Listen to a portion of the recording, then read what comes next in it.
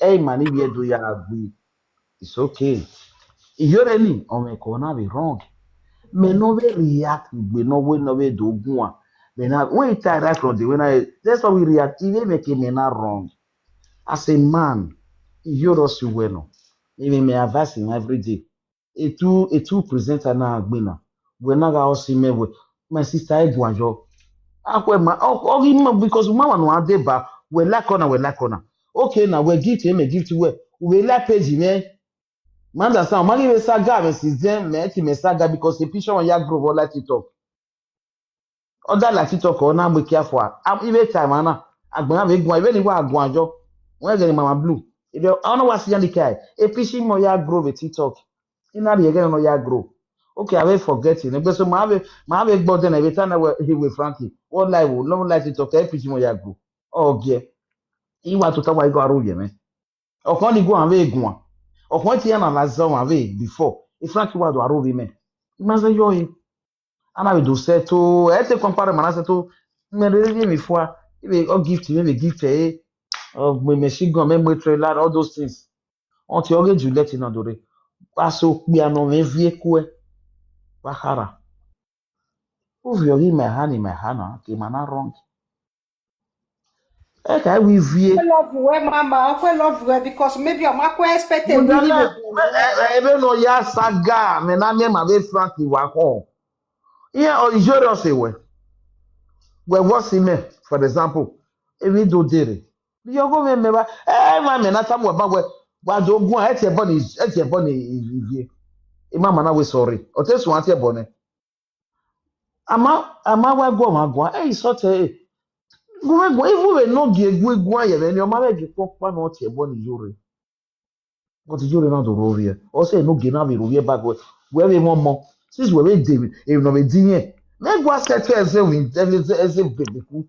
Rather me ya fe ime mo ya wanera. We na ari oko je benu no, me ri oko je benu no.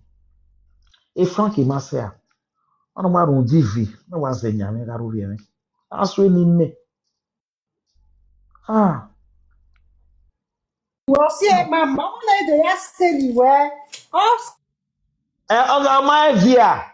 Oh my They asked via. anywhere because I paid you when now. I tell you, we get a Juliet in Maguazi, America. You know, it's like any of it. Oh, but talk by now we have measured the one of your time and why so talk. And then Juliet in my and then Juliet in my jet. Where me make you right before this incident. You don't give to a page wherever. 2 days. They not gift you. I want to give you another. So, Oghionba mami Iyore ki. If you are the Oghionba jo a drag I know. Oh yeah, me go no. On I hear Juliet. On I hear Juliet. Another level na ki. Imanege because on ya gwali message dey no dey back. Imanege. Mami Iyore Oghionba me Oghionba. Ọ̀gá ẹ̀wù yẹn wé mi dá ọ yàtọ̀ bọ̀ yà zù. We kawata ni a we kawata mama uma bege video ni wata uma bege ke ni wata Okay, Frankie ma ní bẹ́gẹ̀ ní ìyá wẹ ọmọ ẹ̀gẹ̀ ní ìyá yẹn ti Iyore dẹ́gẹ̀ ẹ̀ Juliet. Mama ma gbọ́ wa. Ọwọ́ àrẹ plafo ya nọ e. Ẹ battery ma wẹ my family ma ti tàn. Wa egwiga ezoga ami na miewo. Iye we se bio. At least you also not be me ade ẹ yọrọ mi mẹ. Ẹ wá ta. Ore mama ore. Ifo ni ẹ má rẹ mẹ tí ọmọ kan ẹ jẹ yẹn. Láyé TikTok. So bu mi ade ma do ka ma we sorry mama ma ẹ. Agwa na ibe Frank. Ya be Frank ya page ọ̀gá delete page ya Facebook. Iyare Iyare social media. Because all the make with Frank ya fuck up. See everyone is you know when is here social media now. Why don't give you dollar? Ya ko igbono. Why don't you know we ya la be? You know? Emi ya tell me Iyore. E sagano. Emi ya fe Iyore ta me ma ya ma we ya do reply Iyore. He analyze it, he na me nota. The beginning, away gay, Olegbo, and I will reply, Messi, Ige e kana se bonego. Dore de so de ni that we just no game Jesus. Ige I want agwa. power more so like social Wa diki media. are ma wa mi me na do na na ze kana se bon agwa. Oh, Iye gele ago the phone iwa mo egboto. Thank you for the gift. So only ya go baba with the smile. We. I will yo. O pe na masa bogwa. Wa de wa na tin ya be yo. And you don't know where kana we no dagbe me na. E baba ri okwo na dia se. De be me vie do awo ge. E baba the small flag Iyore. E go na ti aso wo. E won mo na mi so yi na je ni baba ma ya Iyore. Ja. Agbe to yo lo de yi ye wo. De no my type. But I know Iyore mu go no na. Investi why making. Where am I? Where my Oghionba? Why you for return the Iyore? Because when we okay, e baba the small catch Oghionba na ba ye best we return again. We Iyore to gbuwa. why we mama we Wa be return now. go. Wa ya fe no Iyore go. Wa return Iyore we Iyore to gbuwa. He Wa return ya fe wa eh. Oghionba. Wa return Acabou, tinha return eh je why we won. ah Ibe nu we topic we le face we na relax. e Stressé that boy. We mo stressé boy eh je me dije won. Ida Lula la wa ba ye over no wherever ida ni la wa. magbi agba ko busy gbiyan mo topic we la je magu wherever. Won. Wagi Je. eh. Je. When a mama gbanny me for sometimes in like traffic, me ga get me gbese we awa ana gina. We na gina. E na present prevent what ya gwa te. E na ko sie oyume ya fe sagare we egbina me go. We egbina ni me O sa wa lele me. Ah wa lele me. Man. Because agwa who be this woman? Who be wa lele ma wa. So no say na protective me ya fe we egbina me wa mia. Wàhálà gà wà ìyàn awụwa ya fee ọ lele me so wọ́n hẹ́n dọ̀gbìn na mẹ́rin dọ̀mú ọ̀wárì à wà á kí àmì àṣẹ tí sàgà because ìwẹ̀ sí na wà mẹ́mẹ́ mi nàta àwọn mi lè lu wà nà wà má ọ̀ awụwa wà lele me so ẹ̀ nọ fi yé rẹ̀ Hello, àwọn mẹ́lẹ̀ Mama. lu wà kọ́ ṣe Papa, Mama. Labu. bóyá ṣe àwọn mẹ́lẹ̀ lu wà ẹ̀ lè lu wà nà Why you get a Gbamawa? awụwa lele me What we do what we say, whatever, what we tell me. ẹ̀ gbé yé rẹ̀ yẹ ìtàlọ̀ láì máa gbé ẹ̀ gátàlọ̀ yẹ ìtàlọ̀. Me wa mommy. Iwe isaga na aro revo erioji ogo gwa brefa ki medogwaji. Owa be Yeah. so no we so no ne. Wa be ye welao because yeah we maybe there be isaga ne dadoga bi are la dia ve dere oinana. Egbo nu we na te ve lele ave yan ni te ogun ba na egbo to yan we ge ye be kenu jeje. Odage Odage osalo that's why we no oro we emma fa isaga no we wo ka bi ta we isaga no egbo mo ropa. Na saloba we do eke no gbe dari ni egbo ni o we si owu no we mo baba with the smile no we ya present even me no we go we gona me we gwa yo we ba ni we eke ni mama blu rie na figbo ko mo na kan ari ehin okmore na kina thank god we ku oba ya ni we la na say the same thing ya we ta awuna re de do eke no we jo na re de we wori egbe we igbena na gbena roto ni agbena wana na o ma be Mega repeat even koko we pray maga roge princess. When you were well why ya pa in track re. Me wa repeat ni why ya like you let him measure. Yes, David maybe we shall in fact we are pa agbi. ebe no ya ni Juliet we ya aje be nu wote ya wesaga but you know ya lele we You know I'm Juliet track of ya. understand it so we marry me after I be Marry saga ya he ni marry he marry marry after I be saga we mani ro gwana ma be dege mi he after I be saga marry la no say no we kaka boy bre me bra frank gbe ba I be saga ni da e ba ni we na do we je me ya ya re na Yari nai. Ibe ni beye fiji me. guy, Ari o. when we are with it, it is a gear when I would. I'll go on. I'm a blue na Na ke wie. Ime momo bo ma ba ya wie igi. Asita. Na je ai mi o so. Eh o imani de wa gbi wa wa yen ni. we're gonna wear that one we joro to buwa a princess in our lay. In a which in a Hey, you go with Janet. You go with Janet. I be one of the table. You go to because you don't take a person. Never know when you are moving. No, I'm not the provoke away, Mamma. A man in the lado quat, you're going away. Oh, God.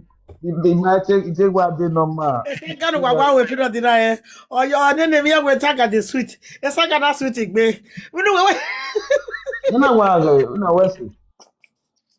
Wait, oh, you walk by when I win your mother. I tell her for the when I go watch a joke back, boo. What a joke, we were over your to go. I princess in our low. When I say nothing, eh? My man, where a general princess is as you know, those who said Bogoni, but generally, okay, Major, when I give me as a saga. Okay. Oh, I gathered what to have gathered Bogon, also room in me. Mama, I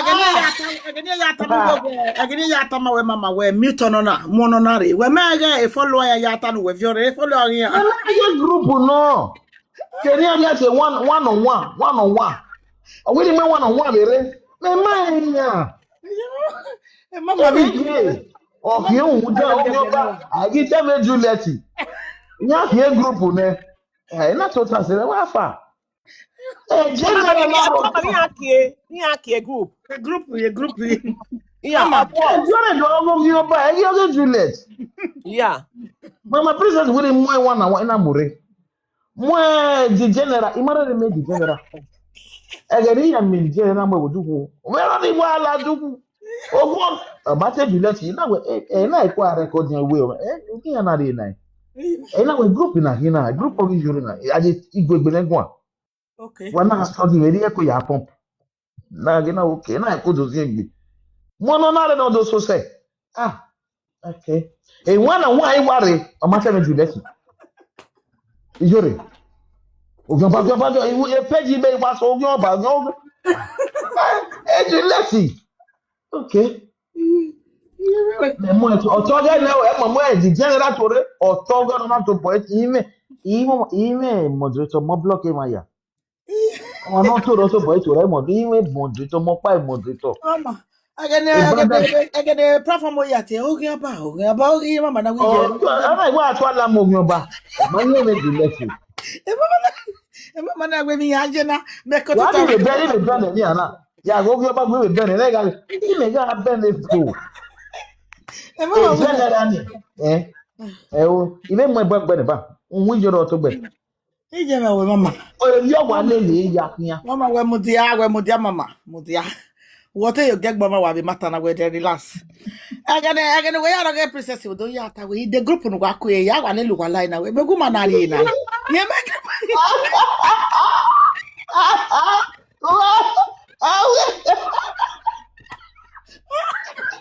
Guadiro toto. Guadiro toto. Ah, mo fẹ́ tẹ̀lé mi gbọ́ mọ́. Our group, they group. It's a group that they like. It's a way better. Well, but the ultimate, the mama way. Our group now we may go there. Me and I let me get a look. Me go man na. Ye group ni. Mama make big bonnet afana. Ele le wa ta to meta. Mama make big bonnet afana. E group no re na. Maybe Bomago and my dad. I understand though. I want your group. Me and again. Oh, my jegbo. If the brother when I clear, I want you na. I don't call it a whip. If I don't call it a whip, you go, if you don't know, it's a wala. Ina we mama Sonia na o mai sigbo ba fana bi de ni esi. Ina the group ne woman na na o be ta. E bo wa lo ni na. Wa ji ya do ko ta bo wa lo group ni me ti me ya de ba. Mama weze gbe agere mama ya ta wo yije me o. E perform me na talking about now. E go for bid o nya ina go. Awe ni ti le. Ila we wa la wa mo ri yo be. Mama ya ta wo yije me. Iya mo yori o be o ye me. platform ye na ye mu yeri yo we na ye mu yeri. Mama kadara den we ya gwe ni stop we ye me ya. Well, because then DJ Brian, that is go. You're a hair work in here, like I think support him these 2 years. He might get support near K1. But that's that. I don't know. Oh, ekere mama na yo kere mama no gwere ko na yo wa oge wa de me wata mo gwere na na wata wi je me group one na me go re se mi ana. Wa de me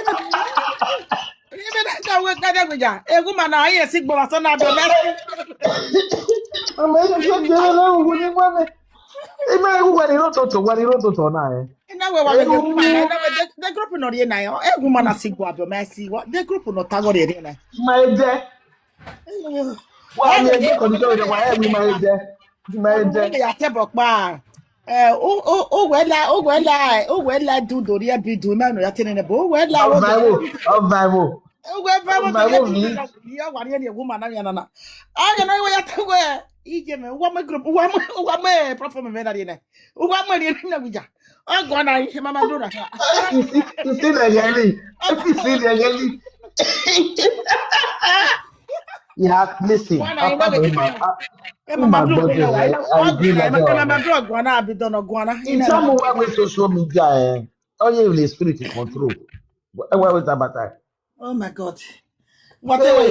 It's not why me gbe we why actually go fire me me. Okay, agboma wa. Me wa be la dokun if you were mama nene me whatever me to say na we hear me. Me ka be la wa na se ya. You know attacking where you know attacking where. Where. Well, Okay, everybody loves you.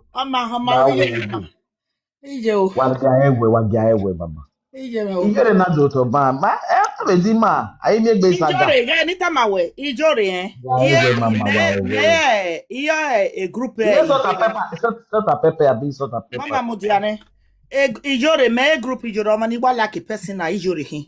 Yeah.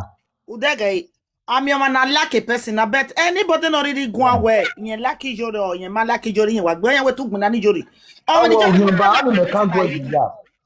Ijoro wi okori mo no wi okori mo wekin wa igbele gbe bana do wono kin awu na kin agogoji Hero Oghionba okay we ya tebo oya ara sine no de we wa ga mo video me omo ni go me gbe wari egun me gelegele ro geleje wo tene dedo wa ya Oghionba no ga siko e mama egu ike Iyore le ogebe we ni ya tebe le ba Iyore do gagri we de Sonia sala wa sala wa ri ge we bo tebe le wa ri ge ame la lazi wo gbe na ogu gun ase Ekelo oge awo wa mudiane wa ti wa Oghionba and Igo get kugwa is very bad. Wa ti wa Oghionba wa ti wa Oghionba oh we video wa mo video ge wa video re ba e wa mo picture ge wa mo yi ke platform ogu gwaji Ijore wa Oghionba no wa so ni eni ni wunu o to so ni ni on YouTube e video ge on Facebook wa ti Oghionba we can not tapa ki Iyore ame 4000 na wa re ma na go no e dozen e Igbo aw Benetie ma enemy mi ave enemy Iyore wa to Oghionba ebi no so no platform we na mama we so no ne bo ge do prisi iya na wa bi aje sa ya to Oghionba do prisi wa be ge ekeni ya driving ye na ana gwa mata ge gun a iya ro bi egbe pa wa ni re gwa sati je omo no ma o ni e kin Oghionba gwa sati ya kin Oghionba we grand over eba we group da gbo eba ana say na me fie bedero if you wa get to kin agbin ni na anya ma unu ga gbin wa are group we wa are platform we omo no like we obu wa ajodo omo no bu wa ajodo do we me nwe kin yo we me you understand it una are a platform we una tell me no anybody there do attack we cause a platform we uje but una mo pa mo are ko ma be o ma no se mama blue o ma no se don prisi o ma no se ono na so a platform we pa o na support no attack what ya uje bibi che obi chere I say why yourself why eh Da since of day na video ni.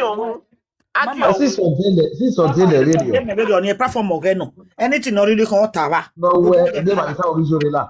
Ota Yeah, ko we e na original. beta mo video na beta be ni meje ba na ime na bu VR platform ogeno we vie wa go tell me na e mo we me. Yeah, God bless you. Mo we me. I think Jojan well. Oh, Jojan well. Oti Jojan no tiro yo me because mo we me. Yeah. Beta Bezo we emi ne mama bru wo we luga na emi di vie we ma e vie seti mo emi na na ogani adoge mama bru no data. Oni e va de 40 jena nebo ni buna ete ivie. We ata de platform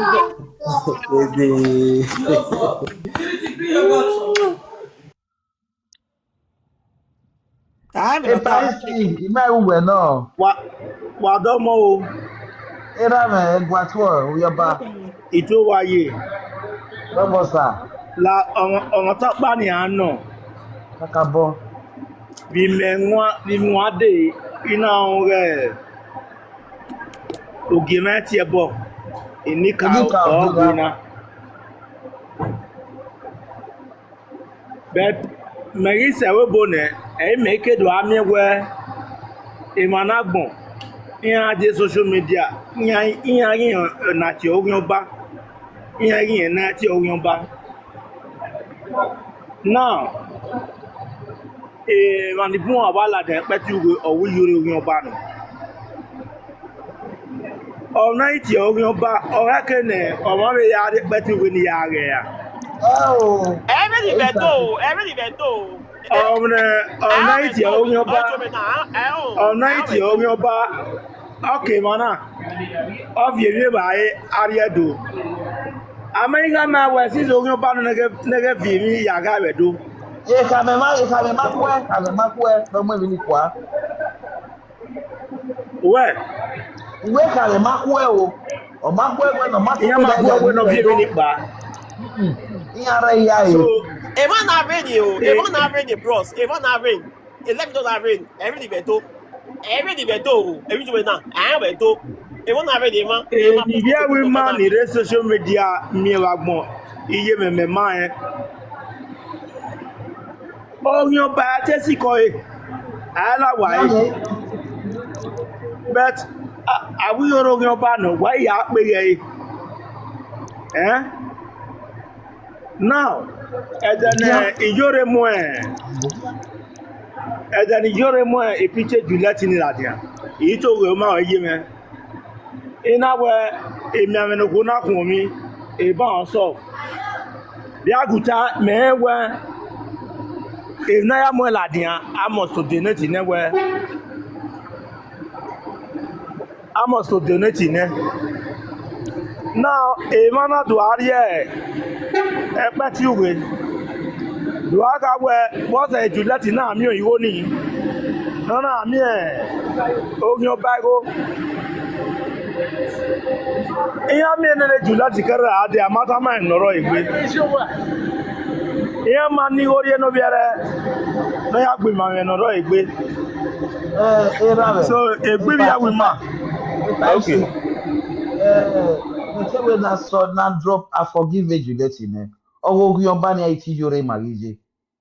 Because Juliet we ria, you of agbon ya na drop of Juliet. Understand? Mama. Emi atare live video now. Every beto.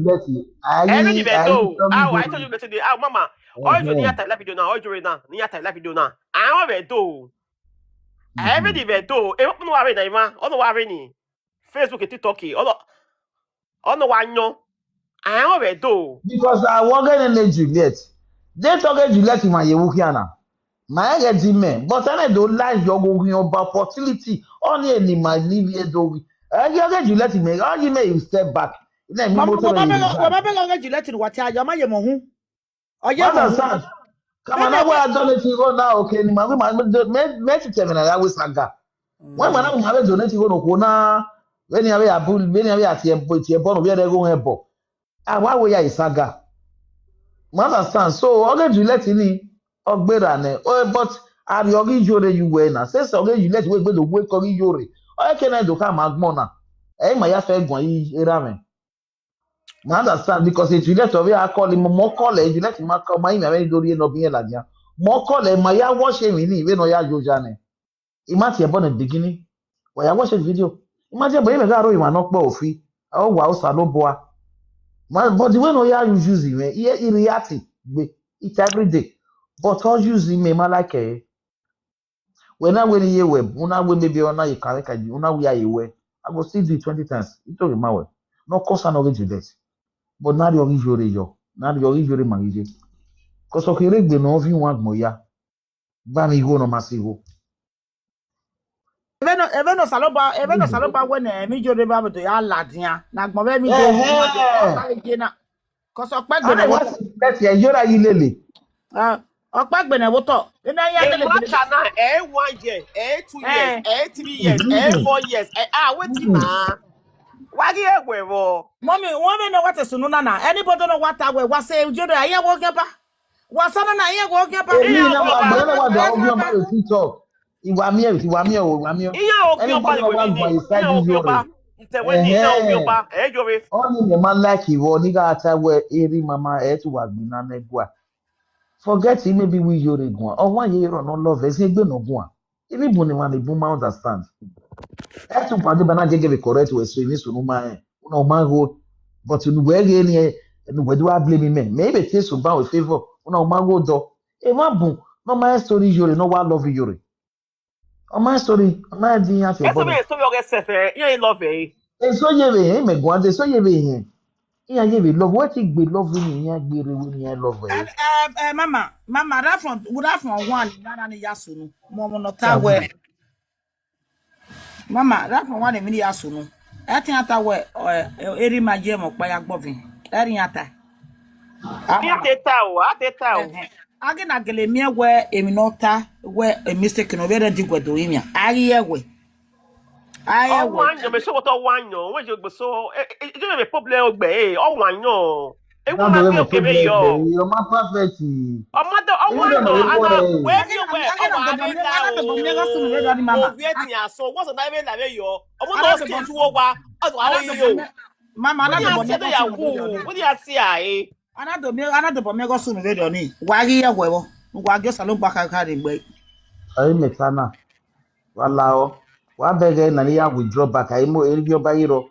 Wa just stop eh. Wa se gbe ni ka o. ọ̀nà ìwò bá náà wà á akẹ́dọ̀ agọ́gọ́ mẹ́gọ́gọ́.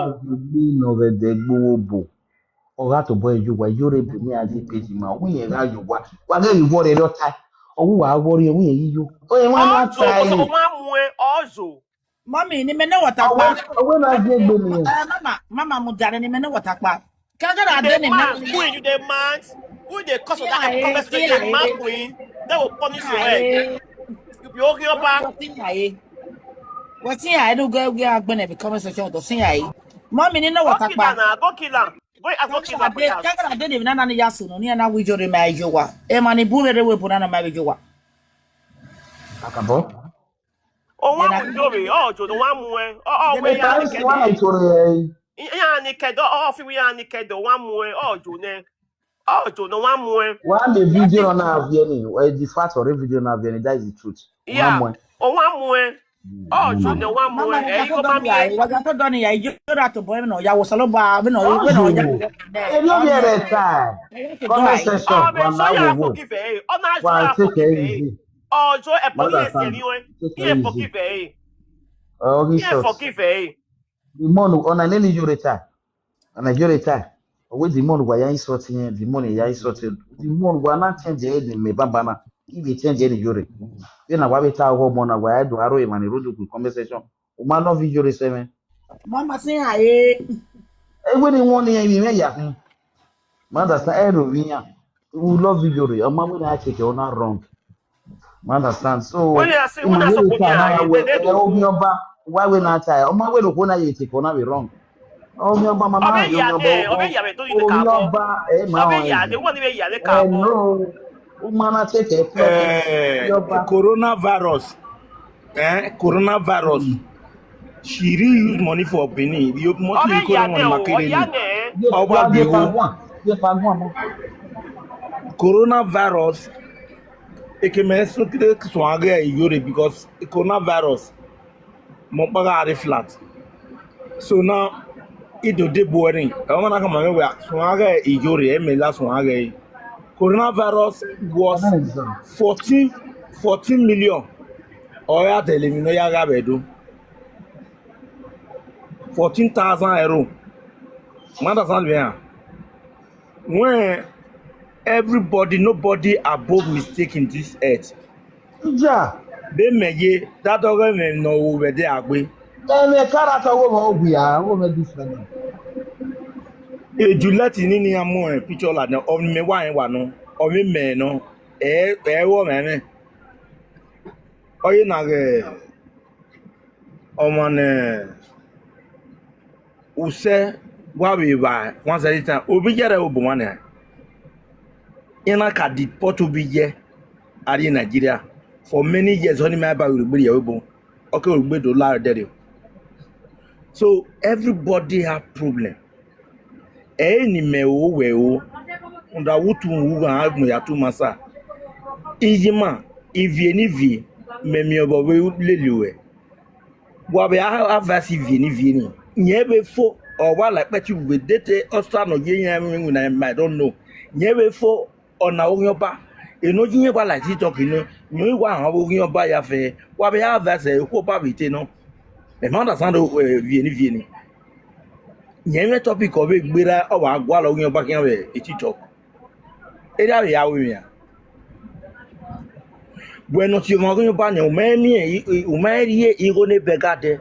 Wo bi edo na kin nu ade ndu gago. O mai da mo de.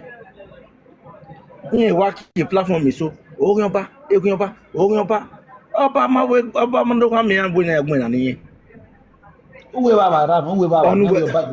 Baba. Okay. Baba ma we na do gbin na ni. Yeah. Mana san me a. E ba bi etin ma be wo bo mana. Yen ba ya hin yo we. Wa be agun ya gwa yima.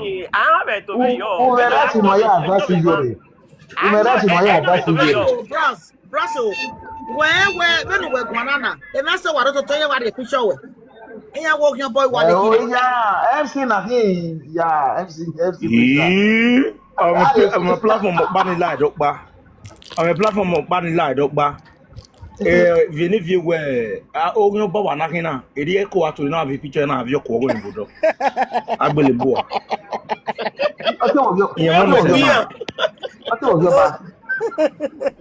Oba ti Oghionba na eko tu na vi picture la ni ogo mi. E de Oghionba. Because anybody no want go man like man go with the like what Oghionba. Only man the ga o. E ga agwegu ga agbon wetin ga filita. Now the matter what man do what. Man no see because wa mu agbon ya Oghionba. Everybody else Go matter. He very princess wa mu agbon ya Oghionba. Oghionba did before mama o eni aketi e o Every day man. Eni akuna. Ele ba ya ku ewu we ba no we ya. Every man ka bu wa. We go Oghien. Don every man be very man ka bu wa we do Oghien na tin ya. O ma bun begin ya we Oghien na hin. Why we ladan eri mama we ladan pe tu we de Mama, wa Oghionba to Oghionba na agbera ivie ni opade na yen wo. No iye magina mu hun ladan. Iye mu Ivy, the Ivy, one Ivy. Oh, the if you better Ivy. No, maybe I'm a way, no, ya tell woman. What I tell woman? Maybe or we popular or ya me masho where. I know whether ya or near me, sir. But the popular way about the popular mission the no popular. Brasi, do dog popular car. Maybe when the man ya better than my bro, ya la platform ogana. Oh where what okun. Egbera ivie ni opanya ni Kenya ke platform e ya mu hun ladia. Iye mo enyore camera jo wa mo egbe ladia wa gbe. Wa na me wa me neru bi wa kefun ni ki Oghionba ni ami no jo be do ni. Egbera ivie ni opa na dega o dega egbe ya. Iye ni ke ife kaka tin ya yaje. Iya mi. A man I know We know this. a use this sense. Yoga, any can use this sense. A fact in only fight in Edo. A way no one different. Ekpeneje wo boro ke ori ko na Oghionba o. Because you only can use this sense really of Ekpeneje yawe wa beg e so tie ga yegua. Because money we do na mari so tie yegua ito ge man mamu man na egua na mari so tie yegua. Iso ti pologbe na yegua pologbe. Understand? Again, when man agbe na egua iso ti yegua wa man notice. Ya ta iso ti yegua. E wa man agbe na wa ma mwe la gan wa agbe na egua. Imani yoko negua, eya regua, webo. Eya regua, eri man ya duwo. Eya emana onati platform. Why keep taking personal? We na there na ge. Basi tie no re. No we ya do gwa do sun yekele de ba. Ivie malati no do we no sun aro yo ni boy wa gusin yi ba. We aba me we do sun ati Oghionba. That me ami u to that me u to ka mi han no tani. Don ati Oghionba. Eni no kwabunu. Aba do ya Why close you get we na as I will be bogun magun. The man go anyhow. You ma full leg the social media. We dey fool ourselves free wa jate matter. You ma full leg the man na dey happy happy gwa Ikata ona happy at all. Iye do. Iye se. Wa jasi obowo. My kid we saga na ya migo. Wali drag gidi na. No. Enirima. Oh, one of no talk been social media was stop it. Of no talk When you are in when you are in na keta just one do a ba me saga aka saga ma. ama me no de ba me na me keta e pisha wa every man wa ya we mi na wa bi o yi worry thank God ya me ya gi me ka bolu e wa le nu yo wa ga to na mo wa gboto wa fu lo wa no kwa please why just ya generally o wa fu lo wa stop e one week ya to na ni everyone can say wa stop it's getting too much.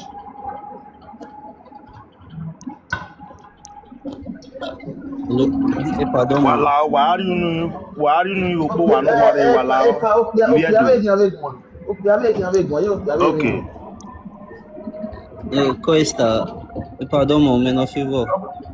Favor, sweetheart, Obokia. Coesta. Oh, what contribute in Matana? Mama, wetin I want to talk is that me, I never really like the way I think they see different people pictures for this TikTok. I go see this one picture, this one go dey insult this one go dey insult this one. But to me, this is not really mature.